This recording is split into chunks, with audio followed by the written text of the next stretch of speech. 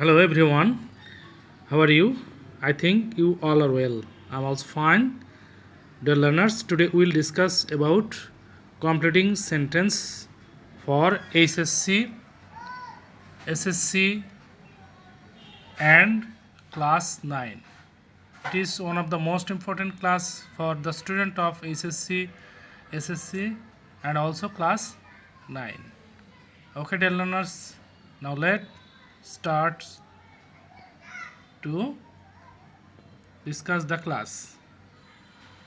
প্রিয় শিক্ষার্থী, আজকে আমরা তোমাদেরকে দেখাবো কমপ্লিটিং সেন্টেন্সের যেগুলো জায়গাতে তোমাদের খুবই গুরুত্বপূর্ণ জায়গা তোমরা ভুল করো। প্রত্যেকটা স্টুডেন্টই ভুল করে, এই ভুল থেকে তারা কখনোই বেরো আসতে পারে না। আজকে আমরা খুব সহজে তোমাদের সেই ভুলগুলো যাতে না করো সেই ধরনের টেকনিক শিখিয়ে দেবো, তাহলে তুমি সব অবশ্যই এখানে ফুল মার্কসটা পেয়ে যাবে। তো দেখো তোমাদের কোথায় বেশি ভুল হয়, যে জায়গাতে তোমাদের গ্রামারের ভুল হয়। আসলে at first we have to know how can solve the problem.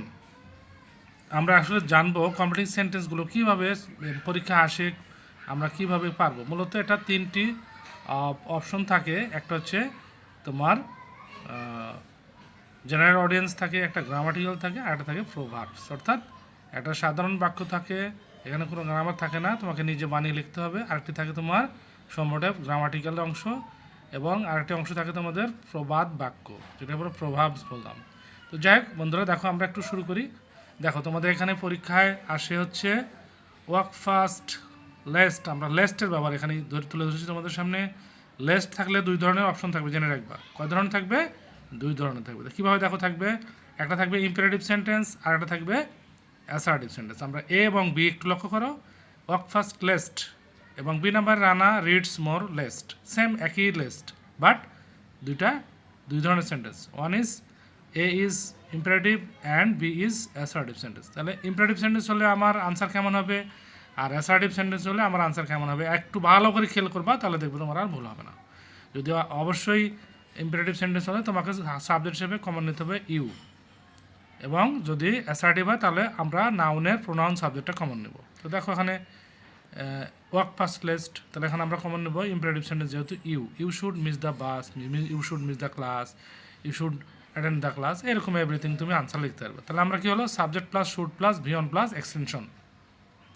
You should, দেখো ইউ সাবজেক্ট শুড আমরা নিচে কমন এখানে, প্লাস ভি1 মিস প্লাস এক্সটেনশন, দেখো দ্য বাস। তাহলে you should miss the bus appropriate answer. Then B number আসো। দেখো B number কী বলছে, রানা রিডস মোর লেস্ট। এটা তোমাদের পরীক্ষা প্রশ্ন থাকবে। লাল খালিতে যেগুলো তোকে আন্ডারলাইন করছি এগুলো তোমাদের আনসার। তাহলে এখানে রানা তোমার হচ্ছে নাউন, এটা প্রোনাউন কী হবে, হি। তাহলে আমরা হি সাবজেক্ট দ্বিতীয় second subject plus should plus v one plus extension. তাহলে দেখো হি should fail in the exam, পরীক্ষায় যাতে সে ফেল না করে, অকৃতকার্য না হয়, সেই জন্য রানা কী করে, বেশি বেশি পড়াশোনা করে। তাহলে এখানে আমরা he should fail in the exam is appropriate answer. Then সিতে আসো।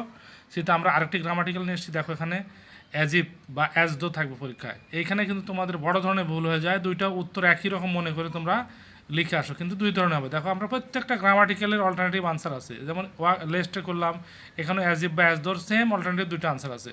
কি দেখো এটা, লিপি স্পিক্স অ্যাজ ইফ। আবার দেখো রূপা টোল্ড আস এ স্টোরি।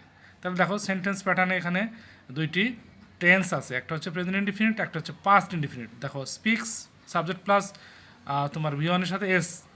এবার দেখো রূপা সাবজেক্ট তারপর ভি2 টোল্ড, তাহলে এটা পাস্ট ইনডিফিনিট। তাহলে আনসার দুই রকম হবে, কেমন দেখো, লিপি স্পিক্স অ্যাজ ইফ, তাহলে এখানে আমরা লিপির সেকেন্ড সাবজেক্ট সি, তারপরে আনসার এটা অবশ্যই হবে কি, পাস্ট ইনডিফিনিট, সাবজেক্ট প্লাস ভি2 প্লাস এক্সটেনশন। দেখো কী হবে, Lipi speaks as if she knew everything, past indefinite টেন্সে আমরা আনসার করছি। দেন দেখো এবার D number, Rupa told us a story as if she had known everything. অর্থাৎ যদি প্রশ্ন পাস্ট ইনডিফিনিট হয় তাহলে তোমার আনসার অবশ্যই পাস্ট পারফেক্ট হবে, প্রেজেন্ট ইনডিফিনিট হলে আনসার হবে পাস্ট ইনডিফিনিট।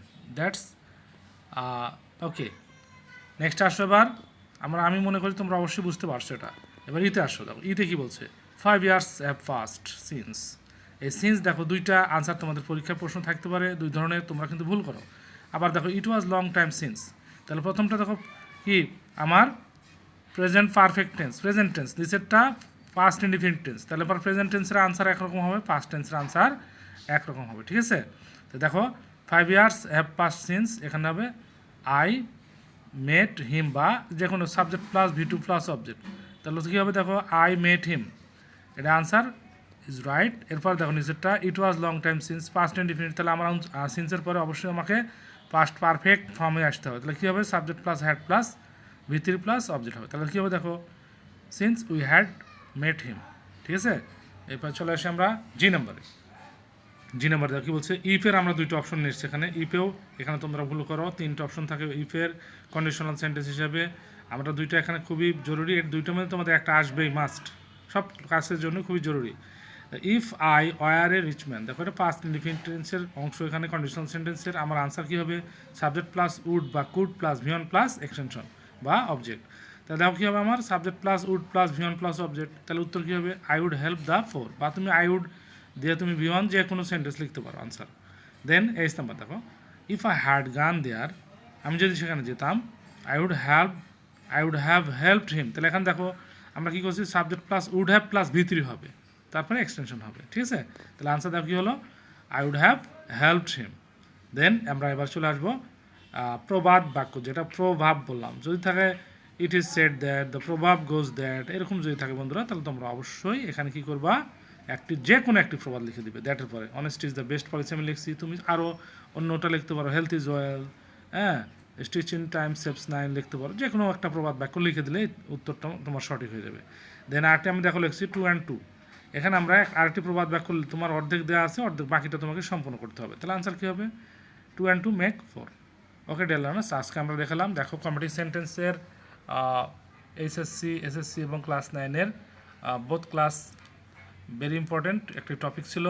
একটি অংশ তোমাদের দেওয়া থাকবে পরীক্ষায়, আর বাকি অংশটা তোমার লিখতে হবে, এটার নামই হচ্ছে কম্পিটিং সেন্টেন্স। হ্যাঁ, তো আমি যেভাবে তোমাদের দেখলাম ক্লাসটা আরেকবার দেখে নাও, তাহলে আমার মনে হয় তোমাদের কনফিউশন যেগুলো আছে কনফিউজ তুমি, সেখানে আর কনফিউশন হবে না, ইনশাল্লাহ ভালো করবে। হ্যাঁ, thank you everybody and thank you all.